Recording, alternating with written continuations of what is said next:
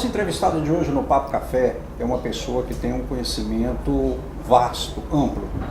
Eu vou tentar parametrar. Ele vai do canônico ao profano. No campo da música, ele vai do erudito até o popular. E também tem uma característica muito especial. Por determinação e intercessão dos superiores dele, pela água dá a vida às pessoas. E em um momento muito especial, também por intercessão dos seus superiores, ele consegue dar o perdão aos pecados que as pessoas têm ao longo da vida. Eu apresento no Papo Café de hoje, Padre Luciano Campos Laval. Padre, seja bem-vindo ao Papo Café. Prazer, estamos aí. O que mais o senhor faz, além disso que eu já falei? Uma pessoa que já completou 6 décadas de existência, né? Possivelmente tem aí uma trajetória multifacetada de vida, né? Mas eu hoje atuo como professor, né? Como padre, obviamente, a minha vocação primeira, e como músico, né? Como maestro. Por que ser padre? É uma história interessante, né? Isso perde lá na minha consciência. Eu venho de uma família, de uma formação religiosa muito forte, né?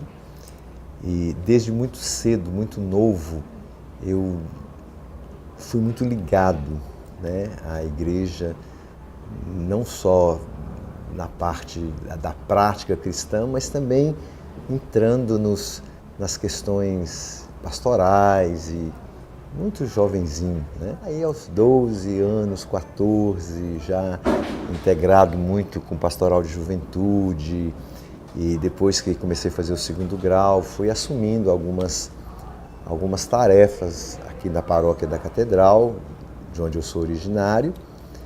E lá pelos 18 anos veio esse momento assim de uma decisão, né? Eu sentia que tinha uma exigência, né, interna, forte, pelo Evangelho. Acabei me vendo cada vez mais decidindo por esse caminho. O senhor considera que foi mais difícil tomar a decisão de se tornar um sacerdote ou hoje manter o seu sacerdócio? Manter não, porque o desafio, né, de hoje foi talvez aquele que me despertou, né, na vocação. Então, em 38 anos de padre, eu não vejo nenhum momento que as coisas foram acomodadas, que a sociedade estava bem, que o mundo estava bem, que o povo estava bem, né? Então sempre foi assim, desafiante. Então é uma opção de cada dia, né? Hoje, qual é o apelo, né, que a vocação, que a fé, que a igreja me pede. Então, isso foi se adaptando também em cada tempo, em cada idade, né? Isso é uma escolha de cada dia, como eu acho que deve ser a do casamento, como eu acho que deve ser a da família também, né? O senhor falou do casamento. O casamento é uma instituição falida? Não acredito, não. Eu continuo fazendo, né? Celebrando tantos casamentos, tantas uniões, né? Eu acho que o casamento ele só muda um pouco o foco de um romantismo do passado, né? Que era uma obrigação, digamos assim, para uma escolha de uma realização mesmo das pessoas, né? Como homem, como mulher, como constituição de família. Então, quando há uma decisão, né, eu vejo numa geração mais jovem, quando há uma decisão pelo casamento, as pessoas tomam isso mesmo como uma entrega de vida mesmo. E a gente tem visto uma jovem geração de famílias, né? Claro que num outro contexto moral, social, de valores, aí um pouco sem muitas prioridades numa escala de valores, mas a gente tem acompanhado um pouco, né, essas decisões pelo casamento como decisões muito sérias, né? Eu não vejo assim É que nós estamos num outro momento, né? Nós estamos num outro momento da sexualidade, estamos num outro momento também do engajamento das pessoas diante da vida, do trabalho. Então não é mais o casamento para se fazer a rainha do lar, né? A mulher hoje ela tem a sua realização como pessoa também. Então a constituição da casa, né? Não é mais daquela do marido provedor. Então o cenário, né, muda, mas a opção, a escolha pelo casamento, quando ele é feito, quando parte de uma experiência mesmo, de conhecimento e de projeção de uma realização a dois, continua sendo uma coisa muito forte, né? Eu vejo aqui sobre a mesa que o senhor trouxe um DVD de uma de suas paixões, se o senhor me permite a ousadia de dizer. Pode falar, e é mesmo. O maestro, agora nós vamos conhecer um pouquinho do maestro Luciano Campos Laval.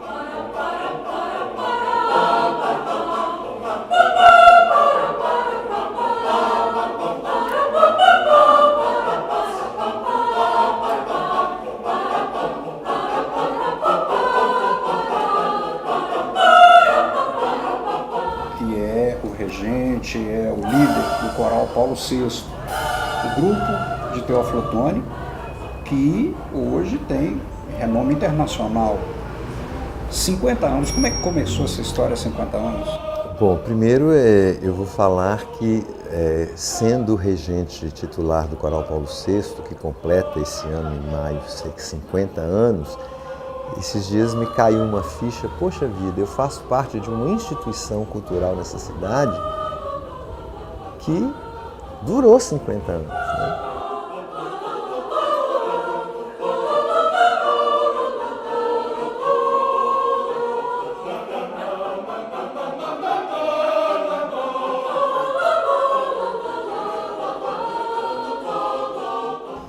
Então essa ficha caiu esses dias. Poxa vida, eu faço parte da história de um grupo um grupo de arte, de música, de cultura, de canto, que durou 50 anos.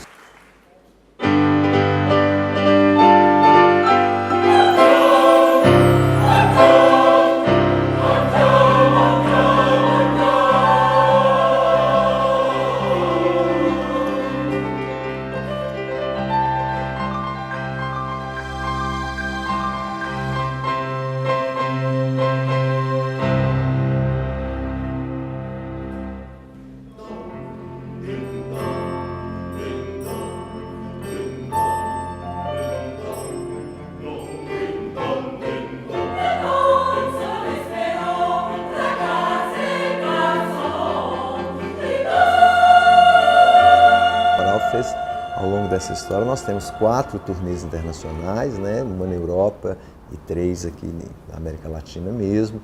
Temos algumas turnês nacionais, participamos de muitos festivais de corais mineiros no estado, em Belo Horizonte, alguns festivais internacionais de música coral. Vai começar a brincadeira, vem chorando, tocando a noite inteira. Vem, ver o ciclo de verdade. Vem, brincadeira e qualidade. Fala o fole da sanfona, fala a flauta pequenina, que o melhor vai virar. O coral começou de uma ideia simples, né? Em 67, com a reforma litúrgica do Vaticano II, a catedral sentiu necessidade de também ter um grupo que sustentasse musicalmente essas adaptações da reforma litúrgica. Então o coral Paulo VI nasceu originalmente como um coro litúrgico, né? E que logo depois do seu primeiro ano ele foi sendo solicitado para outras atividades, né, cívicas e de grupos, Rotary, Lions, naquela época, que convidavam para uma inauguração, para uma sessão, e aí entrou no repertório do coral, foi sendo acrescentado, né, da música coral erudita e popular, internacional, e de um coro litúrgico ele foi se tornando uma associação de arte, de cultura, né? Chamada Associação de Arte Coral Paulo VI.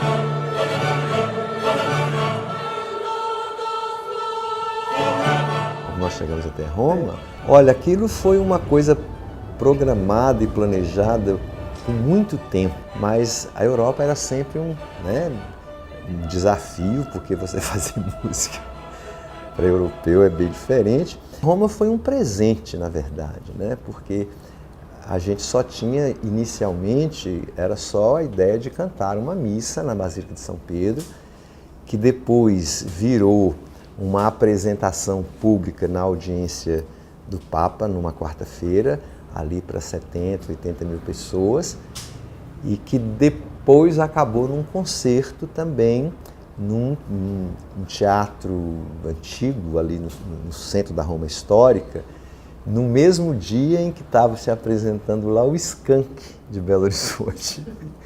Cantar na Praça de São Pedro foi uma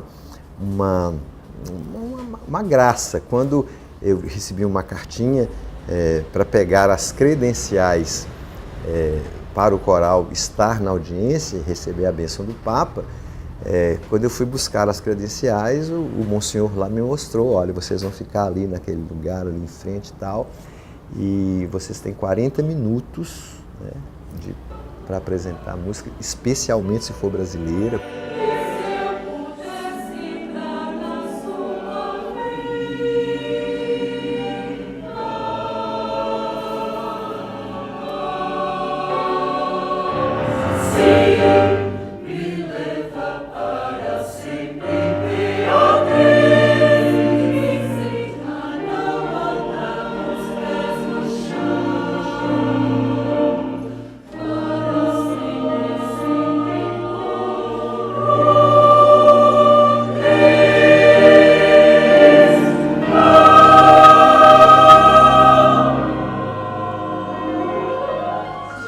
Muita coisa do folclore brasileiro.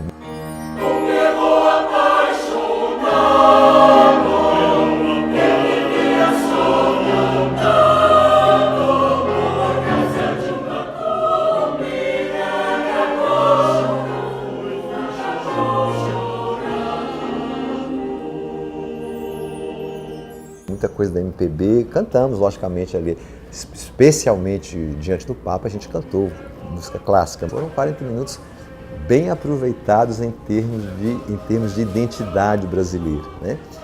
E a coisa foi assim tão forte que alguns dias depois nós estávamos em Pisa, se eu não me engano, todo mundo é paisano, como turista, e um grupo de pessoas, acho que me parece que da Colômbia, se aproximou da gente no meio daquela multidão de turistas. Ah, vocês são aquele coro do Brasil que cantou na Praça de São Pedro. Somos sim, eles até guardaram as nossas faces, né? Porque ninguém estava de uniforme e tal.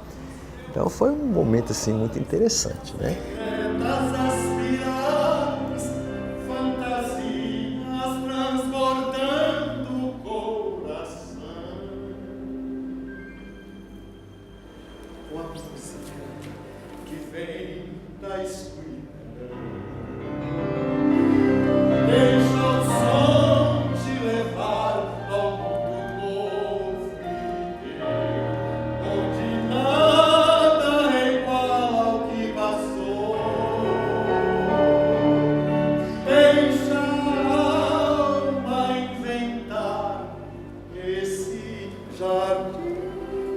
Como mestre, como professor universitário, é difícil hoje ver que o estudante ele chega à sala de aula sem o respeito pelo mestre, sem aquele foco, às vezes, no próprio objetivo dele. Como mestre, isso lhe dói? Hoje, o aluno chega na universidade um pouco desprovido desta desta linguagem da ciência, né? desta prerrogativa, mesmo porque ele muda de lugar. No ensino fundamental e médio, o processo da aprendizagem é conduzido por um sistema mesmo de retenção de algumas ideias, né, para devolver o saber ensinado. E na faculdade não. Na faculdade, o estudante ele se torna um produtor de conhecimento, né, auxiliado pelo professor. O professor não é aquele que ensina, é aquele que articula processos e métodos onde o aluno vai, enfim, desenvolver aquela ciência que vai ser a base da sua escolha profissional. O padre Luciano Naval é pároco de uma comunidade em Teófilo Otoni, tem pessoas que não têm, às vezes, a sorte que outras têm. E curioso que depois o senhor encontra essas pessoas, o pessoal viu lá naquelas comunidades, talvez socialmente não beneficiadas, na faculdade. Sim. Junto com outros que tiveram uma outra trajetória social. Uhum. Quem está no primeiro grupo realmente está aproveitando ou a coisa desvirtuou mesmo? Eu respondo de uma maneira, da seguinte maneira. O estudante que vai na faculdade buscar um diploma, ele vai render aquilo que lhe garante um diploma, uma média de aprovação e tal. O estudante que vai para a faculdade enxergando o seu futuro como um lugar realmente de desenvolvimento, de realização, ele se joga um pouco mais no estudo. Eu acho que isso independe muito da condição de ter vindo de uma condição melhor, né, ou de uma condição mais difícil. É o perfil, né? É o perfil, a identificação. Minha surpresa é que, às vezes, esses alunos que são os que não têm tempo, porque trabalham de horário corrido, fora daqui que vêm, são aqueles que têm, às vezes, os melhores resultados, né? Que valorizam cada minuto, aproveitam o fim de semana, a viagem de ida e volta é um contato com o livro, Então, é interessante. E tem também aqueles que vieram de boa formação do ensino médio e que vão render também, né? Tira uma curiosidade, como líder religioso, na hora o senhor recebe, né, toda aquela carga emocional das pessoas. Mas e quando a carga emocional é do senhor, quem lhe socorre? Bom, é claro que eu tenho, do ponto de vista do socorro espiritual, eu tenho outros colegas que vão também me ajudar. Mas às vezes a gente tem também profissionais, né, na área da psicologia que estão aí também, né? A gente precisa muito estar sempre reelaborando as suas próprias questões para poder ter dar amparo, né, a quem realmente precisa. Você ouve, você escuta, você dá o respaldo de um colo, né? É o máximo que eu acho que a gente pode fazer pelas pessoas, é isso. Sua mensagem final. Minha palavrinha final, ela vem muito no sentido de um convite a exercitar esta virtude da tolerância, né? Tolerância, para mim, é a gente tornar os diálogos possíveis, né? A convivência possível. E isso é a base do respeito, isso é a base da ética, isso é a base da felicidade, enfim, né?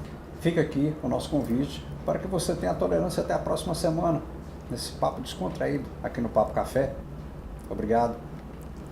Obrigadão. Até lá. Né? Foi uma oportunidade boa de dizer para vocês também, quem sabe a gente se encontre aí mais vezes, né? Nesse Muito Papo bem. Café. Até quinta-feira, se Deus quiser. Se quiser.